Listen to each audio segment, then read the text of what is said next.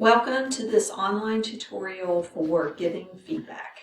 This is designed to give you some tools and helpful information for giving feedback to others. While it's mostly geared towards supervisors, these concepts are useful for anyone in a position of giving feedback to others.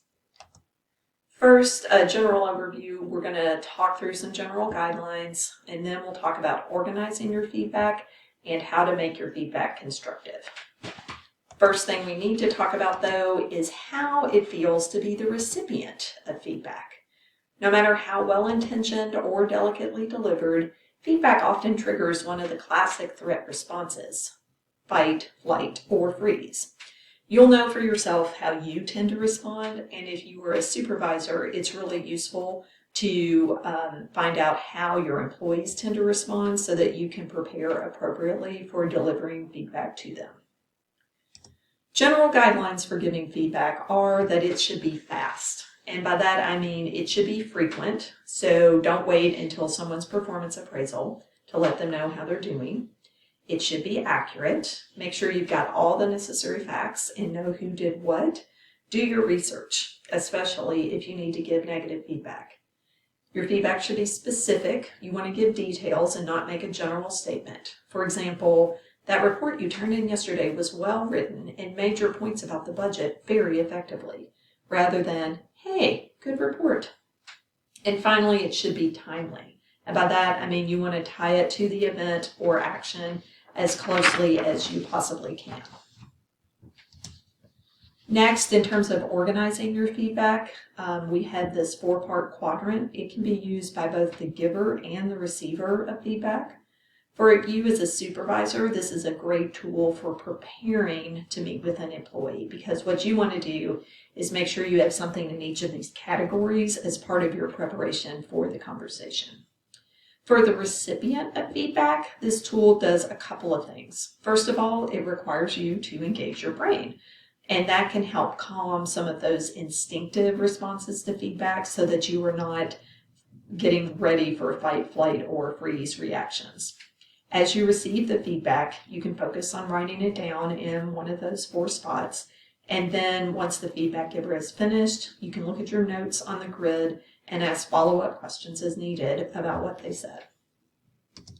Next, we're going to talk about another acronym, the STAR model for constructive feedback. There's an extra A and an extra R in here that you can use depending on the time and circumstances of the feedback conversation. We'll send you this acronym as part of the online resources available to you. For now, I'm just going to run through it real quickly, using as a scenario an HR employee who is preparing for new employee orientation in Lane Auditorium. So first we have the situation, and here you want to describe the situation, where the behavior occurred, what was the problem, opportunity, or challenge they were dealing with. This person was preparing to do orientation in Lane Auditorium. Their task, here you're going to describe what the employee was supposed to be doing. They're supposed to set up the laptop and make sure that it was projecting onto the screen and that the volume, the sound system was working and all of that stuff. And then you talk about their action. What did they choose to do in this situation? And here, this employee wasn't having a very good day. The laptop wasn't working. It wasn't displaying. There were all kinds of technical problems. And so the action they took was they threw the computer on the ground and walked out the door.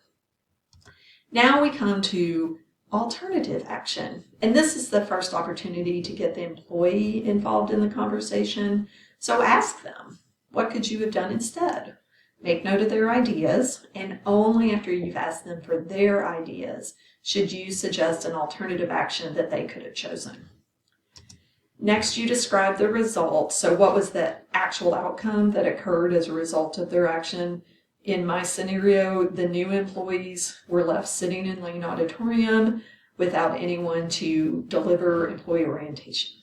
And then we have the alternative result. And here you have your next point to get the employee talking. Ask them to talk through the potential outcomes of those alternative actions that you identified above. One more thing, and this is my most favorite tip about giving feedback, is to always end a conversation with the feed forward question.